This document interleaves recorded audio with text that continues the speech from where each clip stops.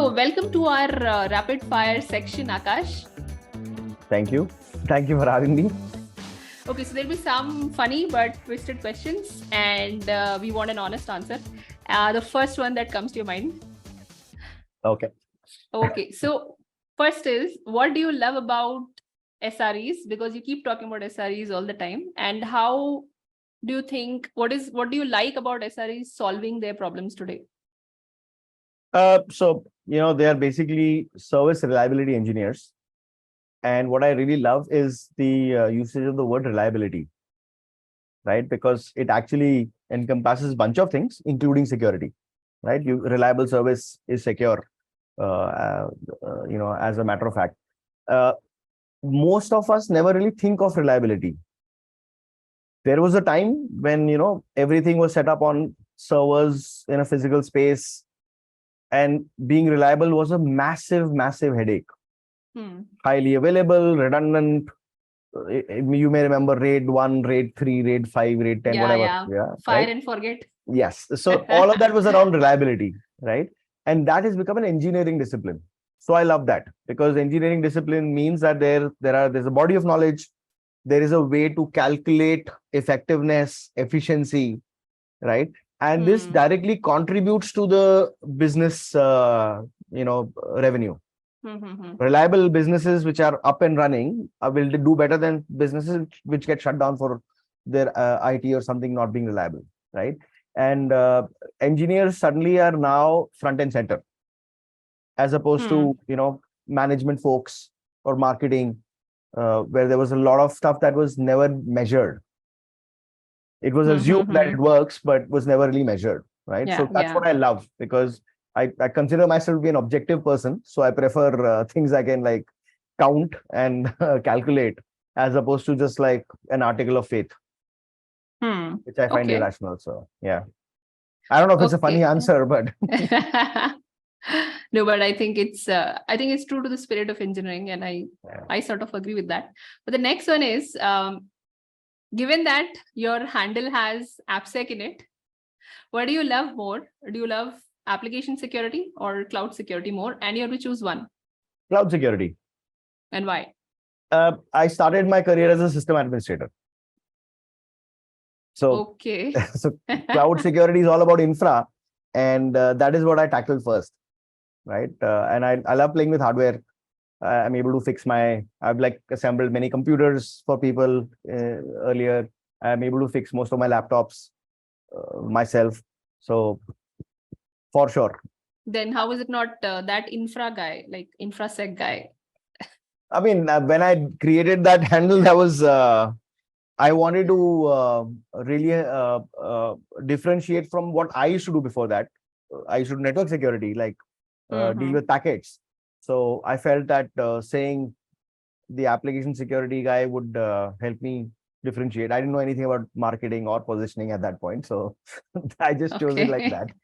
Yeah, it was just additional. Yeah. Okay. So the other thing is, I have heard, in fact, many of us in the community have heard that you have magicians in your team. So essentially, we wanted to know, what do you see in a candidate? Like, what does your ideal security persona look like?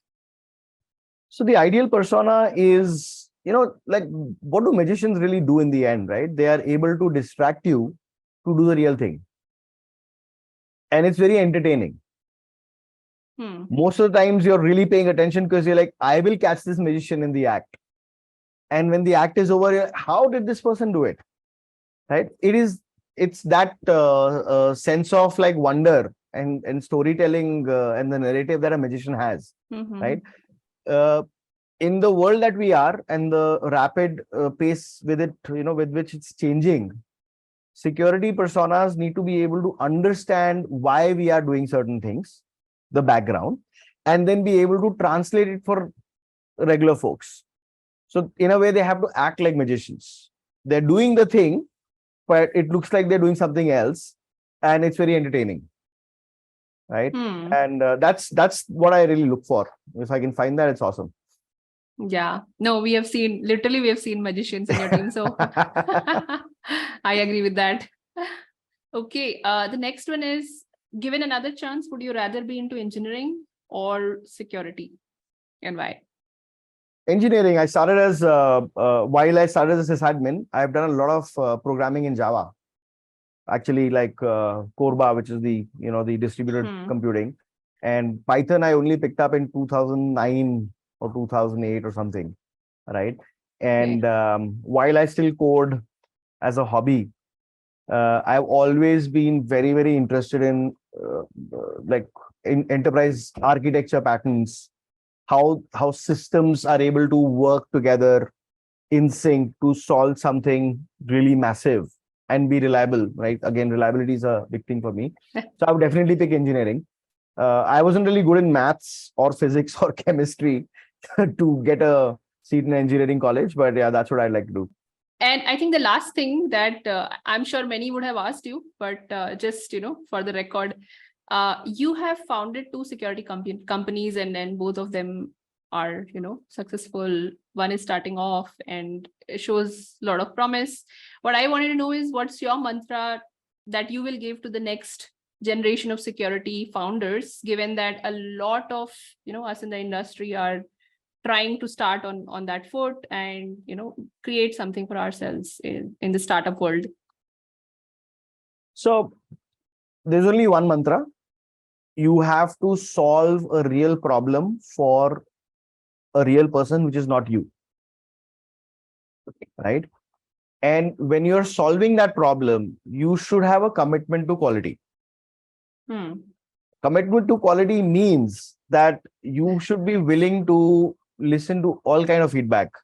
Whenever we did not meet up to their expectations and our expectations, we were able to say that, yeah, we've not done a good job here.